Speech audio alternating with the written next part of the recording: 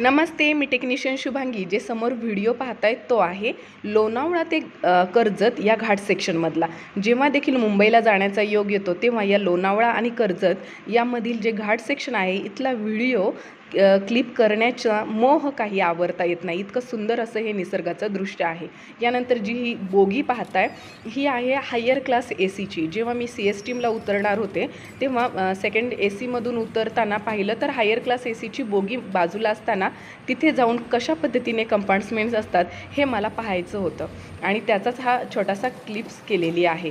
तर ही आहे कंपार्टमेंट्सची बोगी म्हणजे हायर क्लास ACची. खरं तर रेल्वे एम्प्लॉईजला सेकंड किंवा थर्ड ACची जे देखील ड्युटी पास आहे किंवा ACचा पास आहे तो मिळतो आणि डिफरन्सेस भरून तुम्ही वेगवेगळ्या क्लासचे तुम्ही रिझर्वेशन करू शकता. यानंतर जेव्हा मी इथे लिफ्टमधून उतरते ती आहे म्हणजे ते ठिकाण आहे भायखळाचं. भायखळा येथे जे आमचे रेल्वे एम्प्लॉईजसाठी हॉस्टेल आहे ते आहे शिवनेरी, तोरणा आणि रायगड.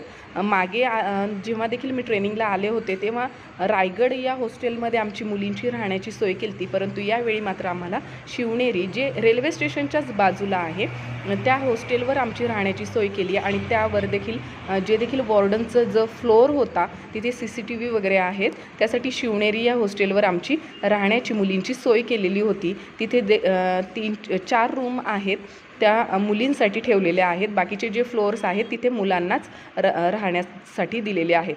आता हे जे खिडकीतून तुम्ही पाहतायत ते आहे म्हणजे भायखळाचं स्टेशन आणि इथे तुम्ही पाहताय की जे पहाटे मुंबई किती शांत आहे. लोकलची जास्त ये जा नाही आहे किंवा माणसांची गर्दी गोंगाट नाही आहे. इतकी शांतता इथे मुंबईला पहाटे दिसते. म्हणजे हे फक्त सेंट्रल लाईनलाच दिसणार आहे, वेस्टर्न लाईनला मात्र गर्दीच असते.